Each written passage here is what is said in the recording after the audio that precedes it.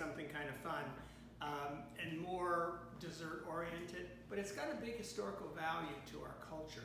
You know, when the Africans arrive here, they bring a product called, they bring rice. And because our land is so wet, we can do a great job of growing rice down here. Now here's a question for you, and I'm not going to answer it. You guys will have to figure it out, and you can send your answers in to us. If you are a rice farmer here, you're going to flood your field twice a year.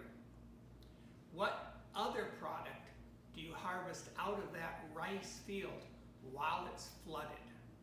Good question for you guys to figure out. Moms and dads, don't tell the kids. Let them find out for themselves. They can do a little bit of research on it. All right, well, we're doing Calas, C-A-L-L-A-S. Calas is a, we'll put this recipe on the website so you'll have it. C-A-L-A-S, not double O. Anyway, it was a product that we took the leftover rice from the meals we had during the week, prepared them. I'm doing a little bit more elaborate than they probably did back then. But those Calas, I consider the predecessor to the modern day beignet because it was a fried rice cake. And this rice cake then could be sold to parishioners coming out of Mass.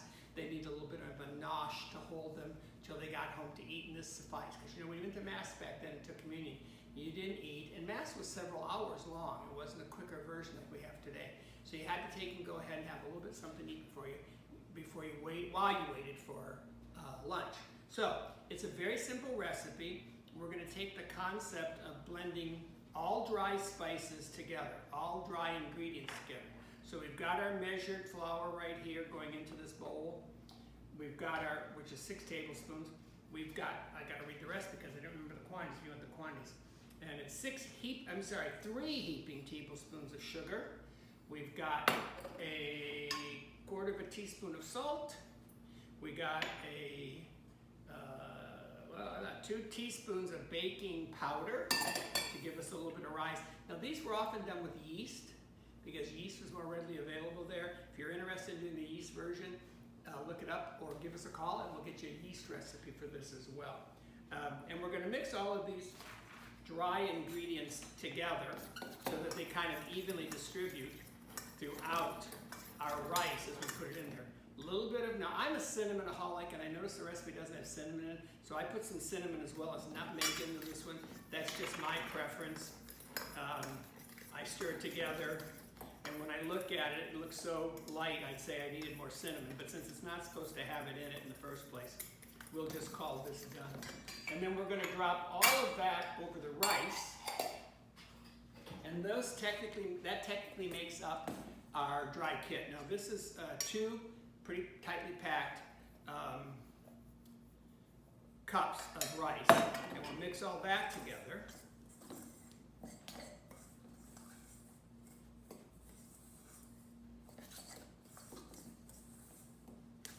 Get it thoroughly blended, and then we're going to come back and we're going to add into that our beaten eggs and some vanilla. Liquids will be together in one kit, dries in one kit. So we're going to start with the 2 eggs. These are little eggs. I may go back and get a 3rd one and put it in there if I don't think this has got enough moisture to it. When you crack an egg, I want you to learn how to practice this. When you crack an egg, don't crack on the edge, crack on a flat surface, and then you can feel that there's a split in there, and then just take and pull your fingers apart. As it happens, my videographer is not as good as I thought she was. We missed everything after the egg cracking. So I'm going to go back and kind of catch us up to what we had done, but I don't want these guys to overcook and burn on me, so I'm going to go ahead and pull them out, and we'll talk our way through what we did. After we got the eggs cracked, we added our vanilla into that, whipped it together, had a good liquid kit, and we poured that over our rice. And I had mentioned at the time that I didn't know if that was going to be enough liquid to hold all this together. As you can see, it ended up being perfect. Then I came back after I got all the liquids mixed in and it looked like it was going to work. I tried one without any berries in, worked beautifully, and then I added my strawberries in there. So I've got these strawberries cut up in pieces, so they're not big, they're chunks, but they're not super big chunks. And then what you want to do is you want to take and get a big tablespoonful, well this is a soup spoon, get it full, roll it around,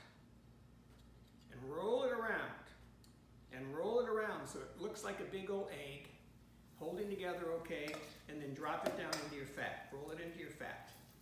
And if it doesn't hold together, when you put it in there like that, and you find you're a little bit dry, come back with another egg. It's probably that the egg was a little bit too small, because I originally thought my egg was going to be too small. And again, this is a shallow pan I'm working with. I would do a deeper pan. A regular deep fat fryer works well here. I haven't tried an air fryer. Maybe somebody wants to try the air fryer for me and let me know what happens. But if it's deeper oil, my friend Poppy Tooker, who really knows how to do these Calas to the nth degree, she's just the best in the world on this, and gave us all, they saved it from its demise because we almost lost it. Poppy calls it obedient food because it actually, if it has deep enough fat, once one side is done, it will roll over. And I don't know if you can see the one in here is desperately trying to roll over. So I should have had a little more fat in there and it would have done the rolling on its own. And just fry them up till they're nice and golden brown. Remember, everything in here, the rice is already pre-cooked, so you're not having to worry about cooking it for any real length of time. But just let them roll over. Do them yourself if you have to. Then you're going to put them out onto some paper towel to drain a minute. Let me see if I can find a towel. Now at home you can do this with your fingers, but I'm on TV, so I got to make this look good. So I'm going to put a couple of these. That I believe is the one with, no, I think that's the one that's got it. There's a couple there. And then these really handy dandy, all right, I have the sugar shakers, which look like giant salt shakers that you have powdered sugar down in there. Take, and while they're still warm, sprinkle some powdered sugar on the top of it. Quick story. They used to have those sugar shakers over at the Cafe du Monde for the beignets, but I swear because my sister and I used to get in there and take and shake the sugar over all of each of us.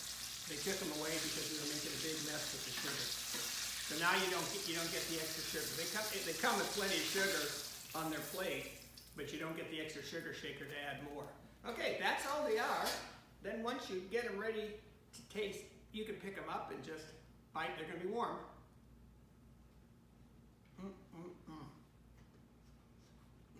Really good and hot. So be careful with them. I hope you have fun with this. Whatever neck of the woods you're in, please let me know what fruit you're trying when you do these. Georgia peaches would be great. Macintosh apples, because they'll cook down really good. It'll be wonderful. Wherever you are, try them. And remember, that way you don't throw any leftover rice away. You have it ready to go. It's cooked rice, remember, and in the refrigerator overnight before you work with it. These are really good. The cinnamon, I think, is important. I'm going to go back and add cinnamon into this recipe because I just put about a tablespoon in, but it's really good. It adds a nice, rich flavor. All right, I'm talking with my mouth full. Things come into my head. I'm afraid if I wait and swallow, I'll forget what it's all about. But have fun with these. And again, you can use any kind of dish in there. If you want to make some really good savory ones, I would go and use wild rice, long grain, non-converted wild rice. Takes longer to cook the rice initially. But then wonderful chopped up herbs and spices in there.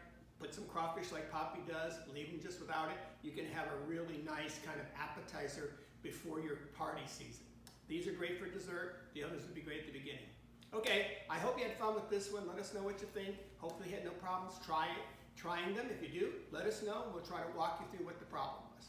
Again, good oil is important. So whatever oil you're working with, that's what you want to do. Lard's a good oil for deep fat frying, but you don't necessarily need to use it for everything. And since I had the luxury of this good, healthy oil, I decided to work with it from Kinloch, such a good product. All right, thank you guys very much. Sounds like I'm doing a commercial for Kinloch, and I'm not. It's just really good oil. Pecan oil, wherever you can find it, use it. All right.